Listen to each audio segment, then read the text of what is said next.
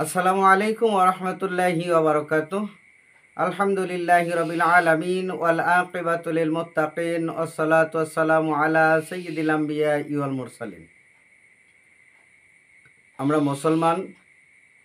মুসলমানের দুইটি আনন্দ, দুইটি ঈদ। একটি হলো ঈদুল ফিতর আর একটি হলো ঈদুল আজহা। ঈদুল আজহাতে ঈদের নামাজ আদায় করার পর সর্বপ্রথম দায়িত্ব হলো কোরবানি সম্পন্ন করা।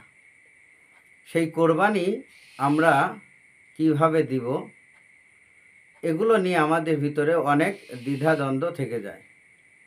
আমার কাছে একজন ভাই আজ একটি প্রশ্ন করেছে যে আমার বাড়িতে ছাগল আছে, ছাগলের একটা বাচ্চা যখন জন্মগ্রহণ করে তখনই আমি মানত করেছিলাম যে এই ছাগলের এই বাচ্চাটাকে আমি কোরবানি দিব। সেই ছাগলের বাচ্চার বয়স 1 বছর পূর্ণ হয়নি। এখন আমি নিয়ত করেছি যে এই ছাগলের বাচ্চাটা বিক্রি করে আমি একটি গরুর ভাগ নেব। তা আমার এই ছাগলের বাচ্চার যে মানত করেছিলাম যে আমি এটা কোরবানি করব, তো আমি এটা বিক্রি করে যদি সেই টাকার সাথে আরও কিছু টাকা যোগ করে যদি আমি গরুর একটি ভাগ নেই, তাহলে আমার কোরবানি হবে কি? তো এই প্রশ্নের উত্তর হলো এটা যে না, আপনার এক্ষেত্রে কোরবানি হবে না। কারণ আপনি যদি কোরবানি দেওয়ার উপযুক্ত হন, তাহলে মানতের কোরবানি ছাড়াও আপনাকে আলাদা একটি কোরবানি আপনাকে দিতে হবে, সেটা আপনার ওয়াজিব। আর যেটা মানত করেছেন এই মানতের খাসি, এটা আপনাকে খাসি কোরবানি দিতে হবে। আপনি যদি গরিব মানুষ হন, সেক্ষেত্রেও আপনার জন্য এই কোরবানির যেই খাসি আপনি মানত করেছেন, মানতের খাসি বিক্রি করে আপনি গরু কোরবানি দিলে আপনার কোরবানি আদায় হবে না।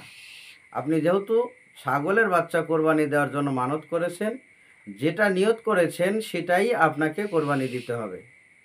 আপনার ছাগলের বাচ্চাটা যদি বড় হয়, উপযুক্ত হয়, 1 বছর পূর্ণ নাও হলে কাছাকাছিও যদি হয়, কিন্তু যদি 1 বছরের বাচ্চার মতো দেখা যায়, তাহলে সেক্ষেত্রে আপনি গরু কোরবানি না দিয়ে ওই খাসিটাই আপনি কোরবানি দেন।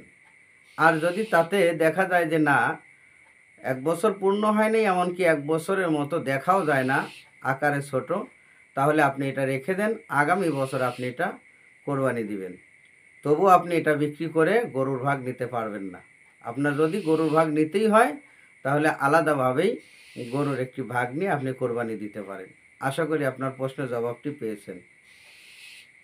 সম্মানিত দর্শক শ্রোতা, অবশ্যই আমরা ইসলামী বিষয়গুলো জেনে বুঝে সঠিকভাবে আদায় করার জন্য চেষ্টা করব।